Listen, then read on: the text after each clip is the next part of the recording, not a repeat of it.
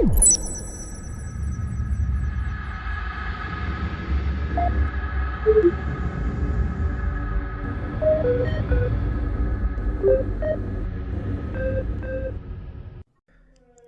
his Notes Towards Martial Codification, section 4.1.9, the Primarch of the Ultramarines, Robert Gulliman, remarked that battle is not a state to be entered into lightly. Battle is always painful, and always comes at a price. So the astute commander never commits to battle unless no other options remain. Once that commitment is made, once the phase of execution or primary condition has begun, it must be done with the utmost efficacy. A rapid application of overwhelming force to obliterate your enemy as quickly as possible. Do not give him the time and space to react. Do not leave him with any materiel or opportunity that he can use in a rallying phase. Eliminate him physically and psychologically so that his threat is entirely removed. Kill him with your first shot. Utterly annihilate him with your first strike. This may be considered the application of attack in its purest form. The irony of such an understanding, given what was to unfold, is lost to none. Certainly not even he who committed it by stylus to record. Penned at a time when the Great Crusade was at its zenith, Notes Towards Martial Codification is a preparatory work for the Primarch, which is not to say it is not robust. Quite the opposite, it is one of the finest works of the era, entering easily into military theoretical canon alongside surviving works by Antaxis, Maculius, and von Clausewitz. It is in many ways a highly foundational step upon the 13th Primarch's road to his defining work, the post-heresy Codex Astartes. It is also an embodiment of Gilliman's detached, clinical writing style, the treatment of the chaos, insanity, and sheer bloody horror of war as a problem to be solved by the application of a stern mind and keen will, bereft of any of the emotion that actual warfare sets aflame within any human the moment they fire a gun or pick up a blade. It is redolent of a Gilliman writing from a place of absolute surety, both in the theoretical, practical mindset adopted by him and his legion, in the supremacy of his tactical mind, and in the security of the world he inhabited and his place within it. Codification is a relic of a time when the Primarch looked forward to days where such a document would be simple theory, of a necessity long since past, of hopes of a galaxy without war, where a mind such as his could be bent to the building of a civilization rather than its imperialistic military expansion. That Gilliman died, along with the ideals he once dreamed possible, in the fires of a great betrayal, alongside the sons he sought to uplift. That Gilliman burned in the fires unleashed by he who he thought brethren, those who he thought kindred. That Gilliman, he who penned Notes Towards Martial Codification, is lost to us forever. The Imperium he dreamed of, even more so. Know then, that this is a record of the vengeance of a legion, of a crusade cast in shadow, of the death of a dream, a record of the betrayal at Calth. The betrayal at Calth has nothing in the way of a single beginning. It was a myriad of ways, products of decades of enmities and bitterness, plans and machinations, and detached strategic necessities. It was a confluence, a meeting of demands emotional, military, and arcane. This macro-alignment, a pleasing thing indeed to those who planned the atrocity and their dark patrons. Parsing out the strands of these beginnings is necessary for as complete an understanding of the catastrophe as possible, but when doing so, one faces a myriad of barriers. The complexities of the pieces in motion, the devastation wrought on history by the passage of this war, and the vested interests of those who catalogue the records in its aftermath. The sources one draws upon for this chronicle were in large part saved due to the habitual diligence of the Ultramarines, 13th Legion Astartes, committed as they were and yet remain to learning all possible lessons even an atrocity of this magnitude could provide.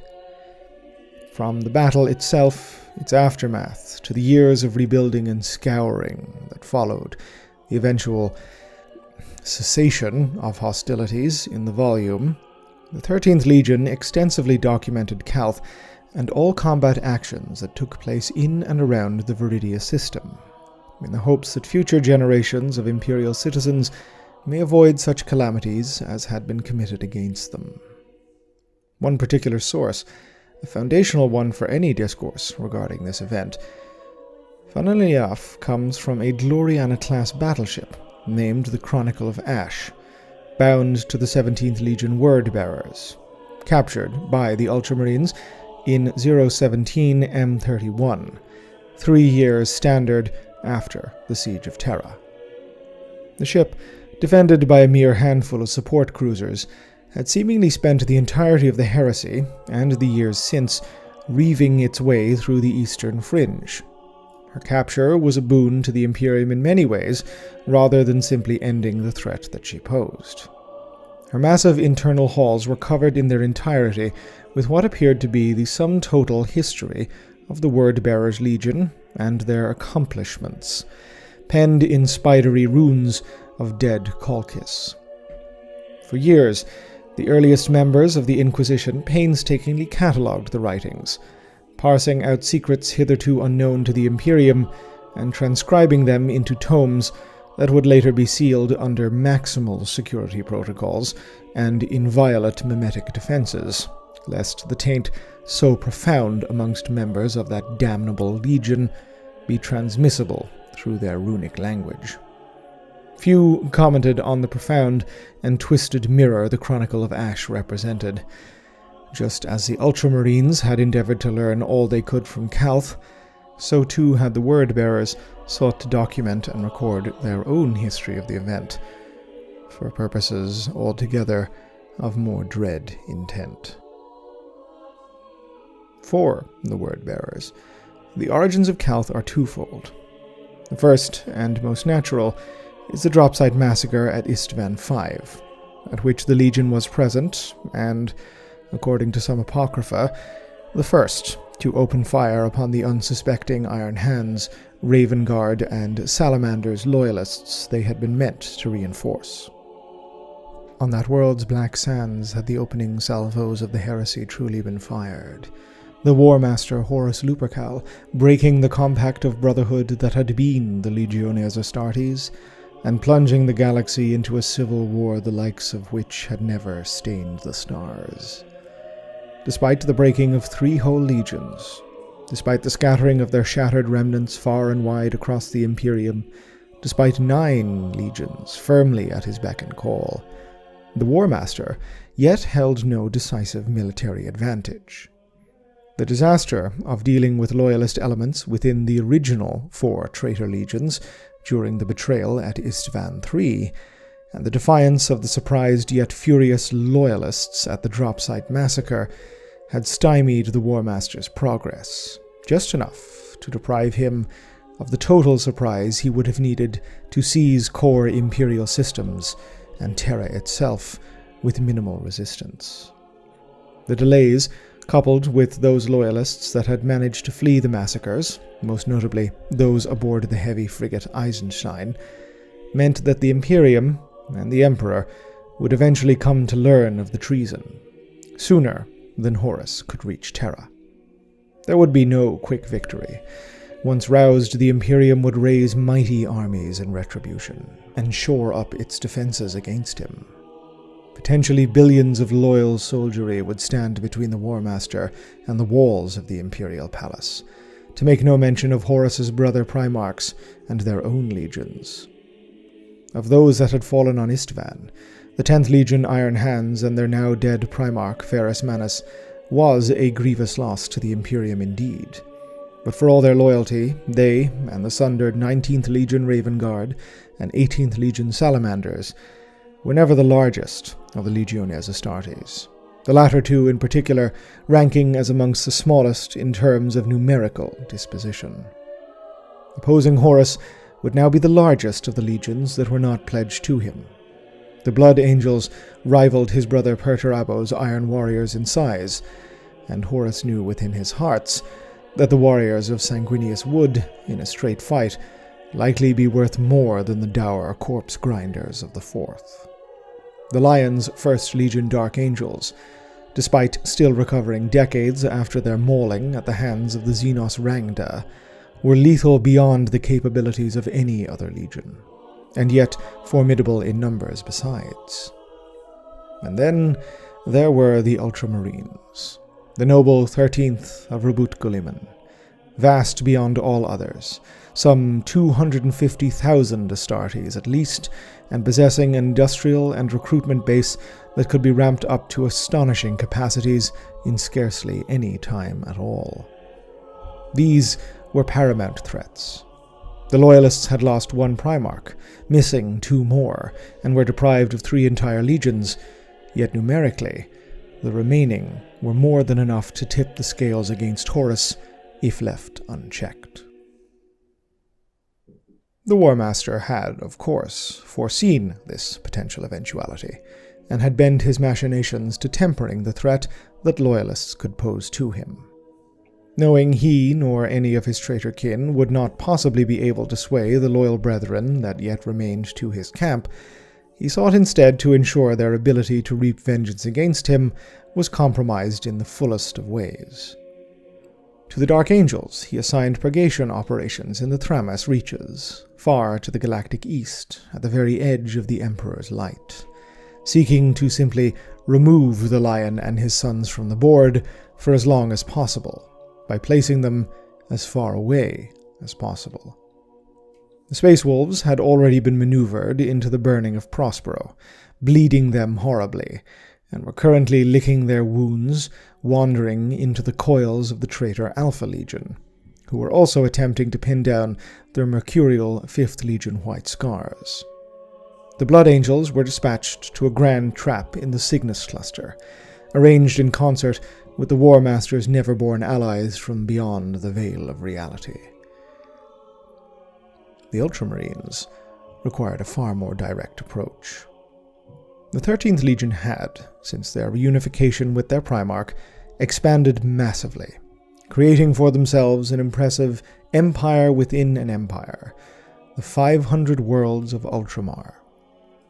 Despite its location in the further eastern galactic volumes, the realm of Guilliman was perhaps the most successful of any within the Imperium beyond the core systems surrounding Terra itself. The Primarch's peerless logistics, acumen, and vision had seen him play the statesman as much as a military leader, concerning himself with the work of building a society within his father's empire as much as winning worlds for it. Ultramar was a shining light in the dark, the proverbial city upon the hill. It brought colonists to the eastern fringes in astonishing numbers, buoyed by healthy land allotments promised to Imperial Army servicemen mustering out of their tours, as well as inviolate borders protected from Xenos reavers by the unassailable might of the 13th Legion. It was in many ways the promise of the Imperium made manifest, a safe, stable, and prosperous realm, where all worked for the betterment of the whole, delivering to those loyal a life free from the generational terrors of old night, albeit at the cost, as with all imperial worlds, of bulldozing non-compliant populations with genocide and cultural obliteration. Because of all this, it provided a phenomenal base of operations for the imperial military. The Ultramarines had a wider base for recruitment than any other legion, not even speaking to the genetic stability of their gene seed, and the subservient populations. The colonial might of the 500 worlds additionally supplied millions of troops to the Exertus Imperialis. Numerous knight households were pledged to the realm, and several Titan legions, foremost amongst them the Honorable Legio Praesagius, maintained close ties with the Forge Worlds of the volume, Conor and Gantz. Horus was keenly aware that, once word of his rebellion spread, Ultramar would function as a loyalist fortress, within which potential billions of army troopers and tens of thousands of Astartes would be raised and set against him. Its geographic location in the galactic east placed it on his flank for any push towards Terra from the War Master's holds in the northern reaches. Ultramar and its legion must simply be broken. This was a task the 17th Primarch, Lorgar Aurelian, and his legion, the Word-Bearers, were only too ready to commit to. The enmity between Legions 13 and 17 was decades old, born of the actions of the Word-Bearers and the role of the Ultramarines in bringing them to task. Subsequent to their reunification with Lorgar, the 17th Legion, once the Imperial Heralds, had been rechristened the Word-Bearers, transformed from the iconoclasts burning with the fires of the Imperial truth into the proselytizers of the worship of the Emperor as divine. While this history will be elaborated on in greater detail in a subsequent record, suffice it to say that, at least initially, the annals of the Great Crusade record the Emperor as having offered no rebuke to Lorgar's behavior, even though it was in direct violation of his own writ, his own laws, and his plans for the human species. Or rather, that this was not done openly. Writings from Lorgar's brothers recovered from this time revealed that the Emperor had shared his disquiet with the 17th's activities with his son privately, yet to obviously no avail. The situation appeared at least tolerable until the pace of the Word-Bearers across the Great Crusade began to slow, eventually grinding to a near standstill, as the Legion invested ever more time and effort into compliance operations that focused nearly entirely on converting the population of rediscovered human worlds to religious worship of the Emperor and his Imperium. By the time word had spread amongst the Divisio Militaris of the 17th Legion's violation of both Imperial law and their commitments to the Crusade, the Emperor was already moving. In 963 M30, he dispatched the Ultramarines, with Guilliman at their head, to raze utterly the city of Monarchia on the planet Kur, an icon for Lorgar and his legion of all they had accomplished in the name of the Imperium and their god Emperor. The legion, summoned to the ashes of their work, were forced as one by the Emperor to kneel before him in censure, the shame announced by their god and before the eyes of the Ultramarines who stood above them in judgment. A mirror held up to their weeping faces of the Astartes they should aspire to become. The censure became widely known following the razing of Monarchia. It was, no doubt, meant to be, publicly visible shaming in full view of all, a reminder that the Emperor's grace had its limits, even for those he counted as his sons. The Word-Bearers were now cast as low as any of the Legiones Astartes had ever been, save for the total purgation that had befallen the 10th and 11th Legions, only thanks to the Emperor's mercy. Forever now they were the bearer not merely of his word, but also his reprimand. As far as history records the aftermath, Lorgar withdrew into contemplative seclusion, long enough that there were rumors that the Emperor would rebuke him yet again, but eventually emerged in possession of a fervor hitherto unseen in the 17th son's actions. Few thought anything of this, but we of the dark future know the truth. Within that seclusion, and thanks to his subsequent pilgrimage, Lorgar Aurelian had turned to new gods, old and terrible, ones he deemed worthy of his worship. The primordial annihilator, Chaos, the dark gods of the dread pantheon. The shame of Monarchia, the arrogance of the Ultramarines, those burned within the hearts of the Primarch and his sons, even those who had not yet knelt before the Master of Mankind. The Raising had entered Legion myth as the greatest crime committed against them, the resentment fueling their apotheosis into devotees of the greater intelligences of the warp. It is likely the plans drawn up for Calth and the 17th's advance into Ultramar in general were developed between Lorgar and Horus, acting in concert. It was, of course, mutually beneficial.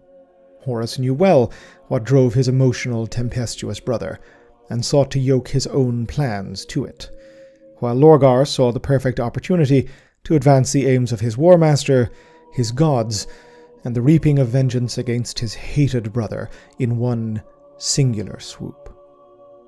Just as the 17th Primarch had been instrumental in the corruption of Horus and the eventual enactment of the Dropside Massacre, so too was the planning for the Betrayal launched far ahead of Istvan V's Black Sands. Orders for the Grand Muster of the 13th Legion were issued to Guilliman as early as 005 M31. Warp horologs record the Primarch as having departed Saturn only scant months before the Eisenstein brought word of the War Master's betrayal to that same system. Owing to the chronological vagaries of the Warp and the fell influence of Horus's new patrons, word from the wider Imperium bled away as the Ultramarines forged a slow and winding path from the Imperial core back to Ultramar. Appearing for all the world as a markedly severe, but not entirely unprecedented, upsurge in immaterial storms, Guilliman paid the disturbances little heed, assured that the Imperium and his 500 worlds had many a contingency for the continuance of operations in times of raging etheric storms. Passage was slow but manageable, and communication yet possible with the disparate elements of the 13th Legion, now ordered, by their War Master and Primarch both, to gather at the planet Calth in the Viridian system in their near totality. The muster was, of course, purposeful. Intelligence had reached Horus, he claimed, of a Xenos threat, that of the Gashlak Orc war boss and his empire, bordering that of Ultramar and the Viridian system within which lay Calth and her shipyards. Having suffered the predations of the Orc menace in decades past, this was a credible reason for concern. That Guilliman, the Ultramarines, and any of the Ultramarian military strategos had scried little Xenos activity on their realm's borders was raised by few. The intelligence came from the War Master, and the military leader of the Imperium would of course have access to more detailed reports. The Ultramarines would preemptively annihilate this Xenohold, and they would not do so alone. By Horus's order, the purgation expedition would be conducted in concert with the Word-bearers. The reasons behind this were obvious to any who beheld the simple outline of the operation. This was a move by the newly minted War Master to cement his authority. Who else would have the gall to order the Ultramarines to gather in their entirety, the largest and nearly most successful of the Emperor's legions? And then there was the history of the legions concerned. Well known, well established. The Primarchs had little love lost for each other, and neither did their sons. But, after all, was this not a new Imperial era?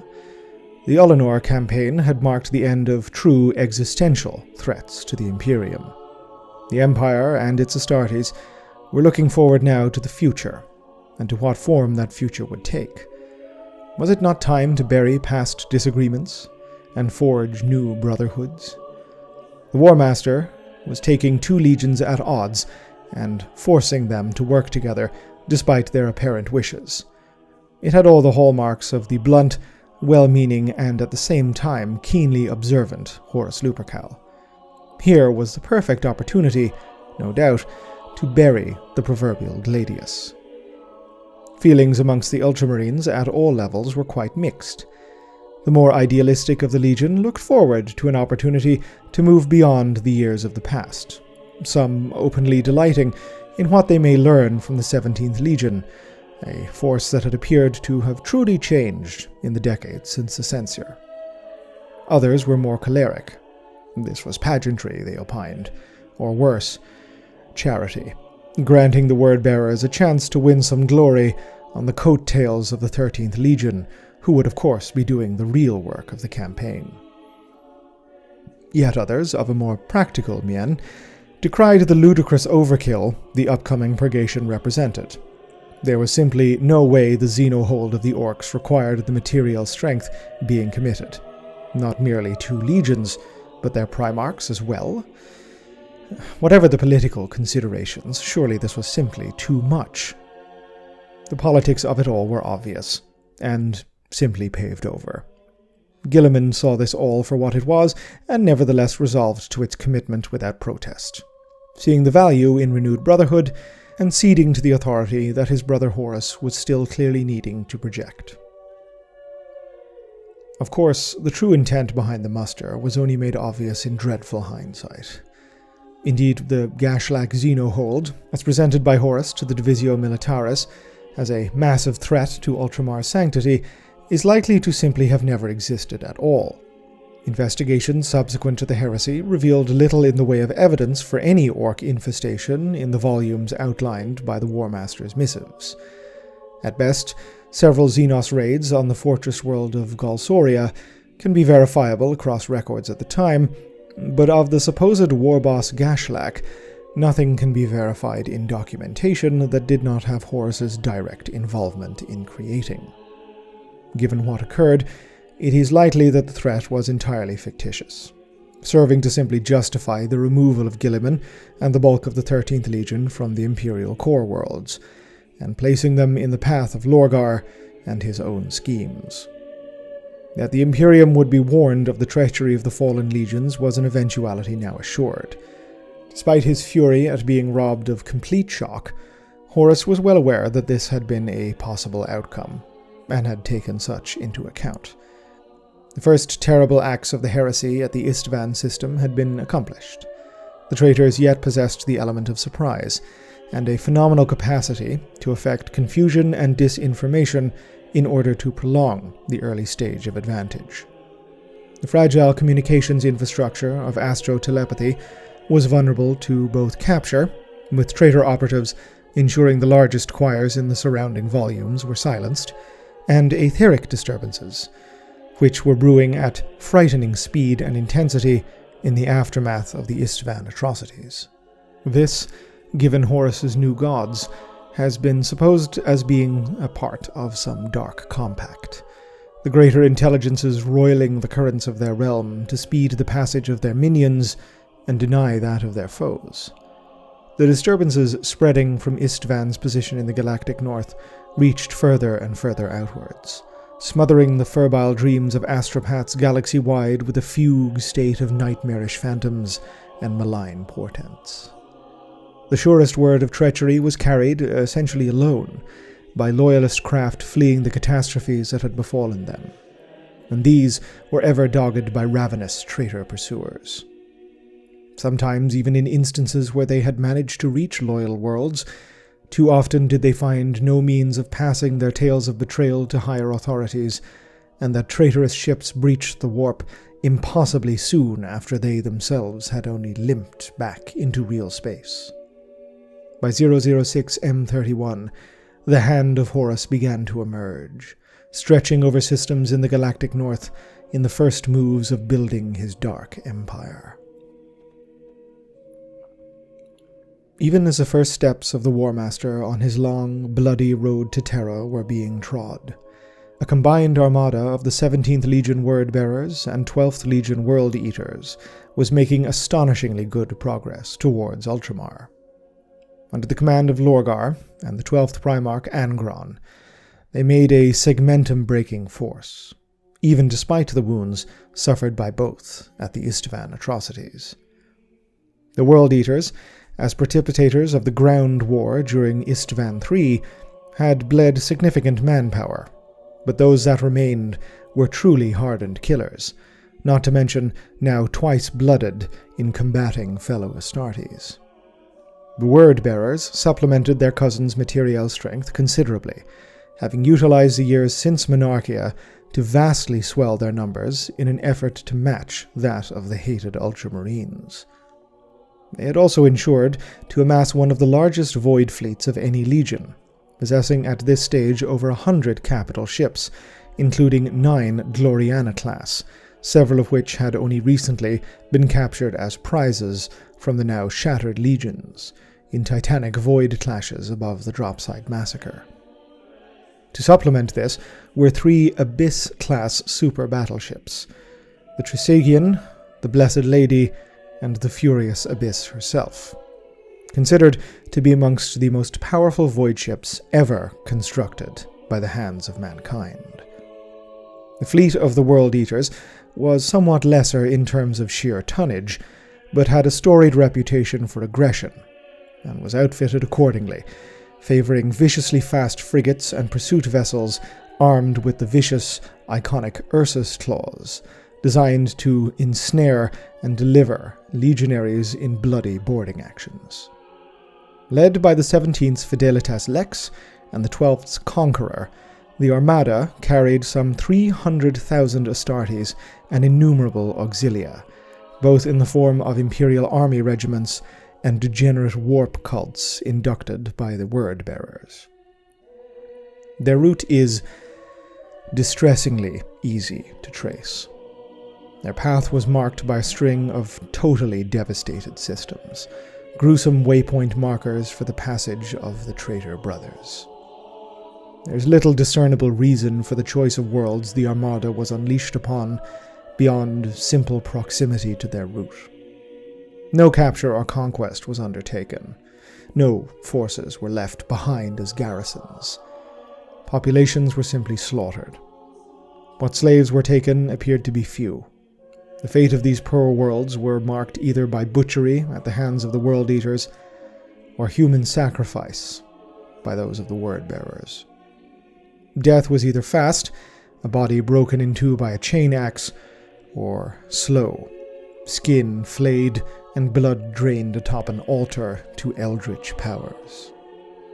A great number of profane ritual arrangements of corpses, constructed by the 17th Legion, served to mark precursors to the atrocities committed in Ultramar, and it is highly possible that these gruesome votive offerings were undertaken to speed the fleet on its way southwards.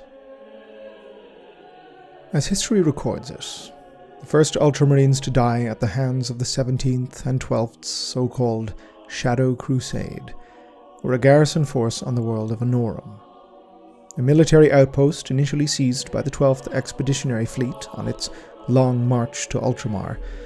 The world had later been fortified and manned by the Ultramarines as a way station for the movement of Crusade fleets throughout the Galactic East. It was heavily manned, its garrison consisting of a full company of Ultramarines, enough to capture an entire planetary system with ease, as well as several regiments of solar auxilia, recruited from the advanced industrial cities that dotted the world. A robust, flexible force, the envy of many a Crusade-era operation. They died in less than a day. Angron was recorded as having personally led the attack, demolishing all resistance before him and putting the world to the torch in under 24 hours. But the killing dragged on for weeks, as blood-mad World Eaters hunted down survivors alongside the Gal Vorbak, the so-called blessed sons of the Word-bearers. Glutting themselves both in human lives and armament stock, the armada of the two Primarchs at this point disappears from recognizable Imperial space. It is presumed that the route they took forward passed through the forbidden region of galactic space known to the Cartographica Imperialis as the Dominion of Storms. Such a route would ordinarily only be undertaken by the mad or suicidal. The volume is riven with warp disturbances, currents, and anomalies of exceptional ferocity and unpredictability. That the fleet's passage was even possible at all is entirely due to paranormal interferences and patronage. Even still, the records of the Chronicle of Ash attest that the journey was fractious. Angron and his legion, growing weary of the lack of victims for their bloodthirst, wasted excessive time hunting for worlds to prey upon. Lorgar and his brother almost came to blows on more than one occasion as the Urizen sought to keep Angron on target, only to be saved by an attack mounted upon the armada by Eldari ships in the depths of the Xersinia prohibited zone. In a stark and unexpected boon, the Chronicle of Ash penned it as a gift from the Dark Pantheon, for Lorgar was gifted with prophecy by an Eldari seer, albeit unwillingly, concerning the fate of Angron and Aurelian's own part within it. That, however, is a dark and terrible tale for another record altogether. By 007 M31, the borders of the Xersinia prohibited zone had been reached by the ships of the Shadow Crusade. The volume, the nominal border of the Dominion of Storms and Ultramarian space, presided over by Calth herself, was an ideal staging ground. A quarantine zone enacted during the Great Crusade by the Titan Legio Tempestus, Xersinia was a plague region. An ancient and utterly lethal Xenos pathogen had been inflicted upon the Crusade fleet that had attempted to purge Eldari maiden worlds therein, capable, seemingly, of circumventing void shields and atmospheric locks. No ship was permitted access, under penalty of destruction by Ultramarian picket fleets that regularly patrolled the border. Lurking within, the traitor fleet avoided detection utterly. Put simply, absolutely no one was looking for them. Dates here are uncertain. It is quite likely that the fleet emerged fairly staggered, as even by a passage sped by patrons unnatural, no armada of this size could maintain coherency of formation for that long a journey, making a period of consolidation quite necessary. As the greater fleet reassembled, Reaver flotillas were doubtless dispatched into Ultramar border regions. A sudden upsurge in missing ships at this point in history, logged as disappearances chalked up to warp anomalies, have been revised historically as victims of the Shadow Crusade. Some recovered logs even attest to navigators being lured off course by false beacons, assumed now to have been Word-Bearer's warpcraft meant to usurp the etheric sight of these mutants and trap Imperial ships to their doom. Those captured were utilized for intelligence gathering. Their bridge crews mind broken by Word-Bearer Diabolists, the traitors extracting as much as they could about the status of Ultramar's shipping patrols and Calth's defenses, well aware that, by now, even with Guilliman delayed, the muster would be well underway.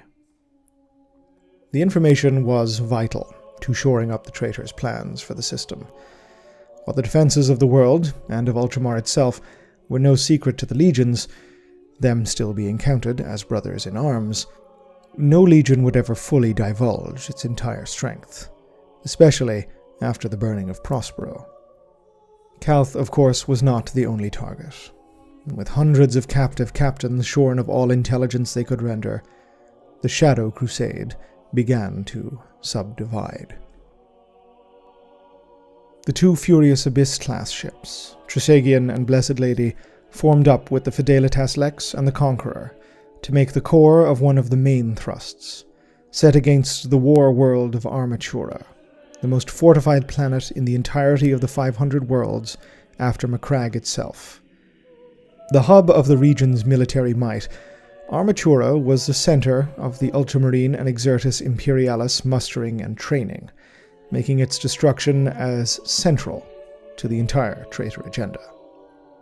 Lorgar and Angron themselves would see to this. Calth was left in the hands of Erebus and Cor Phaeron, first chaplain and first captain of the Word-Bearers respectively, leading the majority of the Word-Bearers' fleet, with all of its Gloriana-class ships. 100 small flotillas were dispatched across all compass points, formed of the pack hunters of the World Eaters, and what remaining destroyers and barks could be spared from the Word-Bearers, all with the intent to winnow and bleed whatever Ultramarine or Navis Imperialis ships they encountered, and inflict as much infrastructural and population destruction as they could. There would be, in all cases, absolutely no attempt made to capture territory. nor even any efforts to strike at strategic targets. Calth and Armatura were the only ones of note, and the only ones in play. The Shadow Crusade was unconcerned with worlds like Konor, Eax, Gantz, or Espandor. Not when there were hundreds more agri-worlds, industrial centers, and fledgling colonies with nothing in the way of defenses for them to glut themselves upon. Its first and foremost aim was death, bloodshed, and terror. Every cruelty, every crime, every ounce of malice must be committed upon the civilians of the 500 worlds, with as much psychopathic creativity as could be mustered by those enacting it. The suffering of Ultramar's people was the aim. Fuel for Lorgar's sorcerous schemes, and vengeance for a legion still holding in their hearts the shame of Monarchia. As the fleet separated to bring about their murderous rampages, Erebus aboard the Destiny's Hand, and Corferon aboard his own capital ship, still broadcasting her old ident tags of Rapturous Rex, made wake for the muster at Calth. The betrayal would soon begin in earnest, and it would do so with but a single ship. Before that tale can be committed to record, one feels that it is time that these legions involved be explored in their totality. Until such a time as I may render those records to this archival stack, Ave Imperator. Gloria in excelsis terra. This video and this channel were made possible thanks to the very kind donations and support from my Patreon subscribers. If you'd like to help support the channel, head on over to patreon.com/OculusImperia. If you'd like to receive more updates about the channel and any future videos, you can contact me or follow me on Twitter @OculusImperia. Otherwise, please like, subscribe, comment, let me know your feedback, and as ever, thank you very much for watching.